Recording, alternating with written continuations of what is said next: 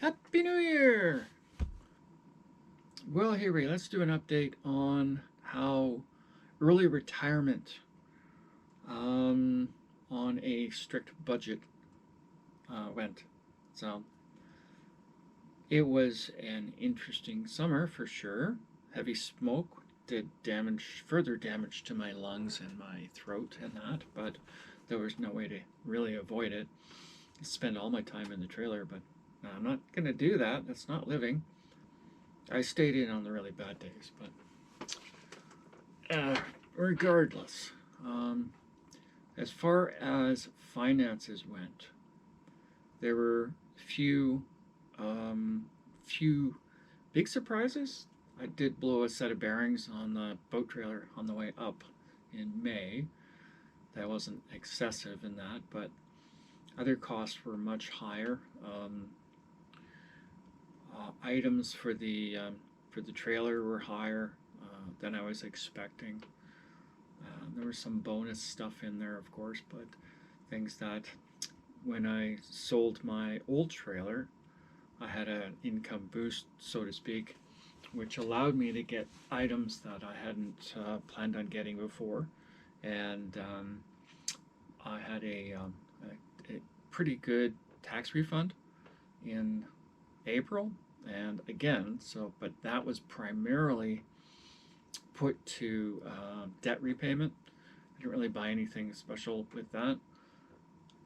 So I don't actually count either of those things into my yearly income because they're not going to happen again. I have nothing else to sell, and I didn't make enough money to get a refund. Part of getting a refund is putting money away into your RRSP, and then you get a benefit at tax time for doing so. Now, since I'm not doing that, I'm taking out of my RSP, not putting into it. I lose that ability to get that refund option. So, I, something else is the cost to buy the new trailer um, is not part of it because that came out of my savings. Now, I had savings that it was generated from my employment insurance payments, and because my costs over the winter are extremely minimal, I don't go anywhere. So then a lot of that money just got shuffled into savings and, debt payment, things like that. So the cost for the trailer came strictly out of savings, so it doesn't count either. So in some cases, things are normal. Um, certain subscriptions and that were the same. My phone and that. Um, I have a Moto G Play, cost $149, and the plan is $38.08 a month for unlimited talk and text and 60 gigabytes of data, which is more than enough for me because I don't really use it. Most of the time, the phone's turned off. If I could, I would get rid of it, but this is Rogers is the only provider that has coverage at the trailer. So if I'm out in the lake and I have an issue, I can phone camp and get assistance, whereas any of the other providers don't. And if I don't have the phone, I lose that option. Yeah. So Adobe was kind of annoying because it was $14 a month, and then in August it went to $24 a month. So I'm working on finding a way to get rid of that. Stop using Photoshop. It's not that great anyway. So I'll get rid of that. Netflix I can keep because although I don't go out to theaters at all, it's like $24 a month. But if you watch one or two movies a month, you're pretty much paying for what it would cost to go out to the theater.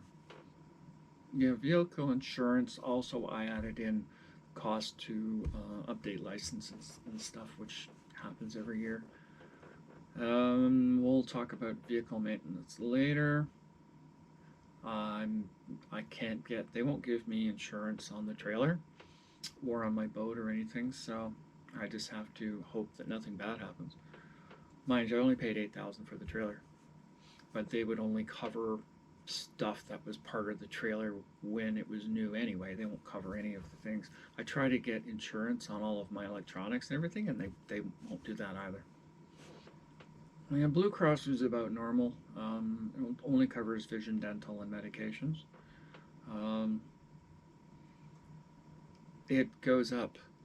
It's funny because when you have your birthday and you get older, the monthly fee goes up, but your benefits don't go up. So, but they have out of province coverage for things which, since I spend 4 months of the year out of province, it's probably not too bad to have, and I'm partaking of the dental portion of that now as well. So vehicle fuel was a lot less because I didn't drive very much. 4,400 kilometers for the entire year, and 3,000 of that is 3 trips going back and forth from camp, from home to the trailer and back. So, you know, but I also estimated $1.80 a liter, and it wasn't that. That was the price the year prior, so it was on $1.50 a liter, so it was pretty reasonable. Boat fuel, again, didn't use it much. I didn't go very far. I had some issues with the outboard, so it wasn't very reliable, so I didn't go very far, so I saved a lot of money on that. Beverages, I didn't drink as much as I thought I was going to. Food was less, again.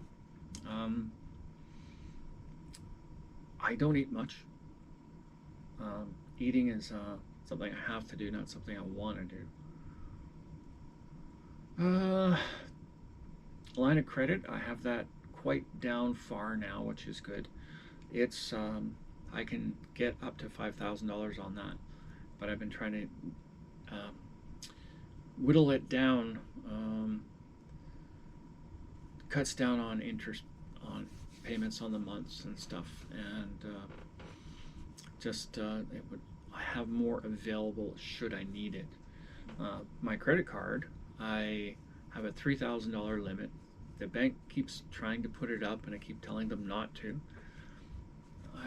Three's enough for most anything, and then the line of credit could cover anything that's higher than that. So, but again, it's like if I'm having a shortfall from income from CPP or whatever, then in a lot of cases I can make that up with the credit card. So I try to keep that paid down as much as possible. That's the way it is. I did have to purchase some electronics. I had a Hero 7 GoPro die from being underwater, so that's $300 to replace that. And because I had the bonus money from the trailer sale, I purchased a desktop computer for the trailer, specifically for use at the trailer for editing and such, because my laptop was getting to the point where it would basically black screen when I was trying to run DaVinci Resolve. So it was becoming so it needed to be replaced anyway, and it was going to cost $1,000 to replace the laptop, and I got the desktop for less than $1,000. It was $500 off. So now I have a dedicated computer for the trailer, which will be nice to have. What else do we have? Bank fees, yeah, it's normal. Again, trailer and boat parts, repairs, etc. That was a lot higher than I was expecting. However, as I said, there was things that when you discover that there's mushrooms growing out from underneath the bathtub, you have to do some work on it. So there's some water issues I'm going to have to repair this year. I had to replace a section of floor, and there's just other things that just come up. So it was all right. As you can see, I had my income of just under 25 and my actual of, again, under 25. And my owing is pretty good. My credit card is now more than that, simply because I've made some purchases since I updated the document. Now, there were some other things that happened. In LibreOffice, I created a spreadsheet that I could use to record all of my purchases for the year, which would give me a date, the vendor was, how much it cost, what it was, and which account it came from, whether it be checking or a credit card. It also gave me a chance to do basically a rolling balance on my income, so I'd know if I needed to get more from my RSP, or if I had to wait for my next CPP payment, which is at the end of every month. And so that worked out really well over the course of the year until the end of the year. And then it became a bit of a mess trying to add it all up. It was a good idea at the time. Also, with that, with the spreadsheet for all my receipts and everything, what I also did was this is all the receipts from the entire year. Everything that I purchased, whenever I bought something, put it into the spreadsheet. The receipt went into here as well. So I'm going to do that again. I've already started the new one, but no, it was good until it came to the end of the year and I wanted to add up each different subject, I guess it was, for where the money went, kind of thing. And that was a lot of calculator work, and just really was not fun to do. So I created a different sheet that made it a lot easier to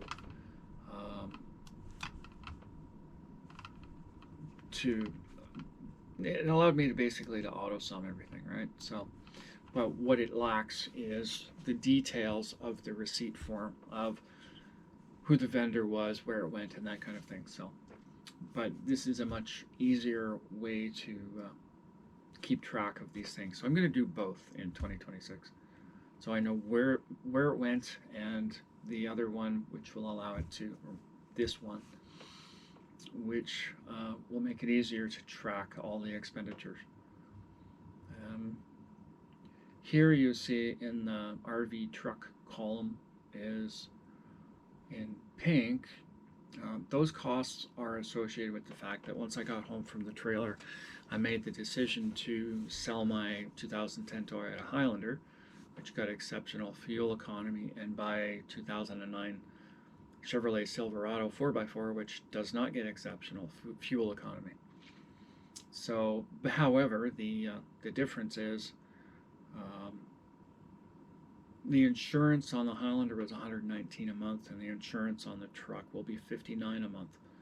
So that'll offset some of the extra costs for fuel. And since I don't tend to drive that much, it should be all right. I'll just have to budget more probably for fuel. I also want to make more basically side trips at camp this year, so that I can go to different lakes to get the underwater video in preferably bodies of water that have clearer water. So I am going to need to upgrade some of my electronics. I need another Hero 7 for the underwater stuff. I need another Hero 8 which is what I use for my time-lapse stuff, whether that be just day lapses, night lapses, or storms and that. I actually want to pick up a DJI Action 4. That would be the newest camera I would own, and I'm thinking that it's probably a good choice considering on the used market, a Hero 7, which is 7 years old now, people want $300 for. So I can pick up I can pick up an Action 4 for about $400, brand new, and I'm hoping they'll be better moving forward. If I need to, I can get extra money out and change from GoPro to that, because my newest GoPro, a Hero 10, is just junk. It overheats, it quits at the worst time. I'd really like to migrate away from that if I can. And if you look at the prices compared to the DJI, they're like twice as much for the newer ones, and they're just not as good. So, in my opinion, for what I do anyway, we'll see. I guess my biggest expenditures, really, other than your standard stuff, which is your insurance and all of that, is all the electronics that I buy for my channels. And I don't make any money from my channels. I have 224 subs on my original channel and 5 on my new channel. And I don't make any money. So, but it's basically everybody needs to have a hobby, especially in retirement, and that's my hobby. So I make videos and I post them every week. And I don't mind the editing. I bought the pro version of DaVinci Resolve to have more options available to me. I could have used the free version, but I wanted more color correction stuff because the underwater stuff needs to be tweaked a little bit. I don't use AI at all. I have no interest in AI whatsoever. And I don't mind sitting and watching 3 hours of video to maybe get a 30-second Under the Dock episode. I have nothing else to do, so what's up for this year? It's January the 5th. I'm counting down till I can go to the trailer in May. Hoping we don't get invaded. And just making plans for this year. New budgets. I'm just looking forward to spending 4 months at the trailer this year. Try maybe expand how I do my videos, do better videos, and maybe be a little bit more comfortable on camera, which I'm not. So we'll see. You know, life goes on. It's gonna warm up eventually.